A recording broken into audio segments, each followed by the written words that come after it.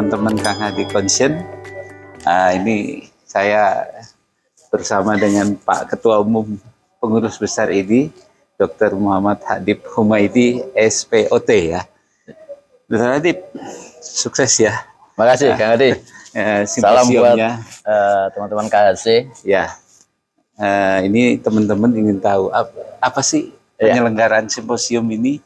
Kok kita ini sebetulnya mendunia nih ya, dengan World Medical Organization atau World Medical Association sama aja ya. Kita ini salah satu anggotanya ya. Ya. Oke. Orang Indonesia ada yang dikirim ke sana jadi pengurus? Enggak, jadi kita bicara tentang WMA dulu ya. WMA itu World Medical Association, itu International Medical Association yang membernya itu adalah National Medical Association dari seluruh negara. Keanggotanya sama dengan negara-negara yang keanggotaan yang ada di WHO. Ada sekitar 168 kalau tidak salah. Nah, ini menjadi satu hal yang memang kolaborasi yang selama ini memang kita selalu menjadi bagian dari World Medical Association. Secara berdirinya World Medical Association dengan kita, IDI itu hanya beda 1 tahun, tahun 49 dan tahun 50 gitu. Dan keanggotaan kita bukan baru saja, tapi kita udah dari dulu kita sudah menjadi keanggotaan.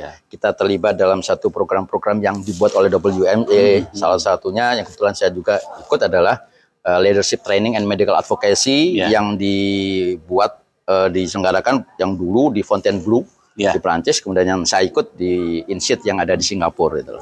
Nah, karena ini menjadi satu konsen sebenarnya bahwa legitimasi dari World Medical Association bahwa satu negara hanya representatif satu, National Medical Association. Dalam ini IDI menjadi member di dalam World Medical Association. Nah, acara pada hari ini adalah sebenarnya menjadi satu rangkaian, salah satu programnya daripada World Medical Association itu adalah terkait tentang etik. Jadi ICOMS ini adalah International Code of Medical Ethics conference yang memang itu nanti akan ada beberapa delegasi council meeting dari WMA yang kemudian mendiskusikan tentang hal-hal yang berkaitan dengan etik, apalagi dengan perubahan-perubahan zaman sekarang seperti sekarang ini. Dengan era digitalisasi, kemudian dengan era-era yang kaitan dengan perkembangan teknologi, maka medical ethics ini kemudian selalu di-update lah. Ini kelanjutan sebenarnya dari kemarin juga pertemuan di Bangkok ya. Ini kalau di Bangkok kemarin hanya Asia, sekarang di dunia internasional semuanya keanggotaan, termasuk nanti ada dari Presiden American Medical Association Patricia Harris pun juga akan datang besok. Nah, conjunction dengan acara tersebut, maka kita buat simposium pada hari ini. Artinya kita ada speakers yang dari luar, ada yang terlibat sebagai deklarator of Helsinki terkait dengan kode etik pada saat itu, kemudian yang terlibat dalam Declaration of Geneva dan di mana ada Prof. Ramin, kemudian ada Prof. Urban terus kemudian General Secretary of World Medical Association Otmar Kleber juga hadir. Maka saya kira ini jadi momentum bagi kita untuk kemudian juga mereka bisa bicara, bisa didengar oleh para anggota, oleh semuanya, oleh masyarakat, termasuk oleh negara, karena tadi Pak Menkes juga hadir pada kesempatan kali ini supaya kita ingin diketahui bahwa IDI menjadi satu bagian kelompok warga profesi internasional juga gitu loh. Nah, ini menjadi satu standing position yang menurut saya cukup baik dan buat kita menjadi satu kebanggaan karena IDI diberikan kesempatan untuk menjadi host untuk acara ini. Dan proses untuk menjadi host ini pun juga nggak gampang, ada proses bidding dan alhamdulillah kita dipercaya oleh WMA. Baik. Kalau dari nanti hasil yang akan berikutnya itu bisa merubah code yang ada, karena gini, sesuai dengan perkembangan teknologi ya, sekarang telemedicine, terus juga karena COVID-nya juga, itu harapan Mas Adib tuh bisa terakomodir enggak? Karena ini payung hukum. Betul. Payung etik ya. Payung etik. Ini karena saya orang hukum selalu begitu. Tapi kan nanti juga akan berimplikasi seperti itu ya. Betul. Menurut Mas Adib? Iya, jadi memang banyak sekali hal-hal yang kemudian berkaitan sebenarnya. Jadi ini adalah satu hal yang menurut kita juga harus dipahami. Masyarakat pun juga harus paham bahwa perkembangan etik itu tidak stagnan gitu loh. Iya, iya. Dan ini pembahasan terkait dengan International Code Etik ini yang kemudian akan dijadikan referensi utama seluruh negara untuk kemudian menjalankan dari Code Medical Ethics yang kemudian dibuat di dalam satu forum-forum ini gitu loh. Nah, ini yang saya kira ini kita ingin menunjukkan bahwa warga profesi dunia, termasuk di dalamnya itu adalah Ikatan Dokter Indonesia, kita selalu update terkait dengan perkembangan teknologi, dan kemudian medical ethic ini bukan menyesuaikan dalam artian menyesuaikan mengikuti, tidak, tapi kemudian dari situ harus ada landasan-landasan dari etik yang tetap harus dipertahankan seperti apa dengan perkembangan teknologi yang ada. Kalaupun ada nanti kebutuhan penambahan misalnya pasal, ayat atau gimana, itu sangat dimungkinkan ya. Rekomendasi pasti akan ada. Ada, makanya kita sebut ada deklarasi Helsinki, Geneva, itu adalah satu bagian dari perkembangan yang ada pada saat itu gitu loh. Ya, Pak Ketum, ini kita masih ada PR.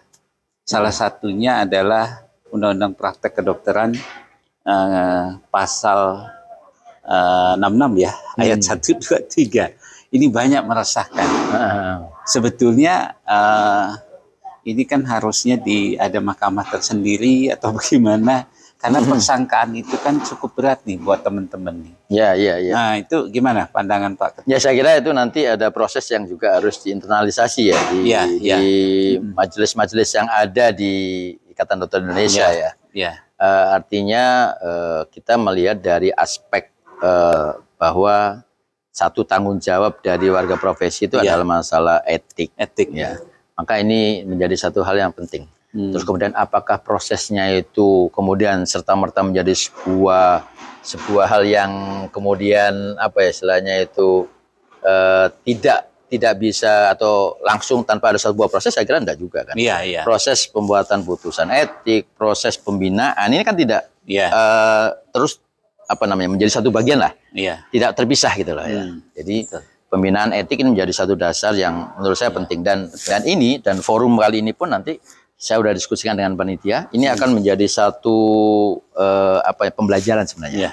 Kita akan sosialisasikan ke fakultas-fakultas kedokteran juga. Ini loh, bahwa perkembangan di dalam etik di internasional dengan pembicara luar itu supaya bisa dipahami. Nah, nanti Pak Ketua Umum, kira-kira untuk dokter muda, terus juga teman-teman yang di pelosok daerah, dengan adanya simposium ini kita terpilih dengan suatu hal yang sangat membanggakan Kira-kira pesannya untuk teman-teman di seluruh Indonesia, silakan. Jadi kami ingin menyampaikan pada kelompok profesi, masyarakat profesi kedokteran, terutama teman-teman sejawat dokter Indonesia yang tergabung di dalam Ikatan Dokter Indonesia, dan juga mahasiswa kedokteran yang nanti akan menjadi calon daripada teman sejawat kita juga. Maka yang perlu dipahami bahwa kalau kita ingin masuk atau kita menjadi satu bagian masyarakat profesi, maka ada 4 ketentuan yang harus dipahami.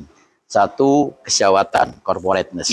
Yang kedua, responsibility. Yang ketiga, kompetensi. Dan yang paling penting, nomor 4, yang keterkaitan dengan pertemuan saat ini adalah etik.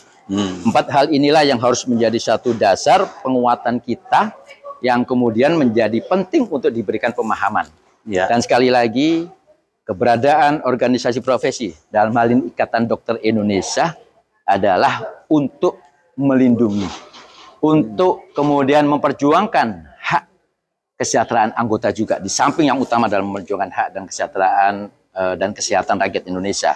Dan ini yang kemudian menjadi satu hal yang menurut saya menjadi penting. Maka Ikatan Dokter Indonesia akan selalu berada untuk membantu, membina, memperjuangkan. Nah, 3 hal inilah yang saya kira menjadi satu dasar poin utama, sehingga jangan kemudian dimaknai bahwa keberadaan Ikatan Dokter Indonesia itu membuat teman-teman itu menjadi terkunci, tidak. Tapi kita adalah memperjuangkan kepentingan-kepentingan anggota, tapi juga melakukan proses pembinaan untuk rakyat juga ya. Dan betul, karena itu adalah satu bagian tanggung jawab profesi, tanggung jawab organisasi yang ada di dalam Undang-Undang Praktek Kedokteran, untuk kita bisa menjamin mutu pelayanan dan juga patient safety. IDI bekerja untuk rakyat Indonesia. IDI lahir dan bekerja untuk rakyat Indonesia. Baik, mungkin saya pikir sudah jelas dari Pak Ketua Umum, Dr. Adib Humaydi, spesialis ortopedi ya, bahwasannya IDI itu ya selisih umurnya beda sedikit dengan WME. Kita bangga menjadi warga dunia. Ya, etik itu semua sama. Ya, kalau organisasinya berubah, Mas Adib, organisasi profesionalnya wajar. Tapi kalau tadi ada dua yang akan memayungi di dalam profesionalisme ini yang berbahaya. Betul. Tadi dari P2KP, dari standar pelayanan, standar kompetensi, semua. Apalagi standar etik. Ya. Nah, jadi karena kita tidak ingin menimbulkan kerancuan pada masyarakat, masyarakat harus kita lindungi dengan standar yang dibuat dalam satu organisasi. Nah, satu lagi nih, titipan temen, saya lupa. Kok di negara luar banyak pseudoscience, Pak Ketum? Ini menurut penjelasannya kita kan masih kuat nih mempertahankan. Bagaimana tanggapan tentang pseudoscience? Ya, saya kira itu adalah sebuah proses seperti halnya munculnya post-truth. Iya, betul. Pseudoscience, post-truth itu adalah sebuah hal yang tidak bisa kita hindari. Kewajiban kita lah untuk memberikan satu edukasi kepada masyarakat, untuk memberikan dasar ilmiah yang benar, evidence base yang benar, dan IDI dan saya kira juga National Medical Association dan juga WME, dia selalu mengedepankan untuk kemudian bicara tentang intelektualisme dan akademisi yang berbasis bukti ilmiah. Ini yang jadi penting. Ini tanggung jawab bagi kita. Jadi arogan ya? Bukan. Itu selalu menjadi, kita selalu sampaikan untuk referensi. Kita selalu kemudian memberikan satu dasar-dasar ilmiah. Ini tidak akan masuk di dalam kerangka-kerangka politik. Betul. Tindakannya pun sudah terukur ya. Yes. Adapun menimbulkan efek ya memang itu IDI sedang bekerja buat rakyat. Betul. Ya. Ada lagi pesannya? Saya kira itu aja dan tetap kompak dan solid selalu buat seluruh teman-teman dokter Indonesia. Ya. Terima kasih. Terima kasih. Pak Ketum. Oke. Thank you.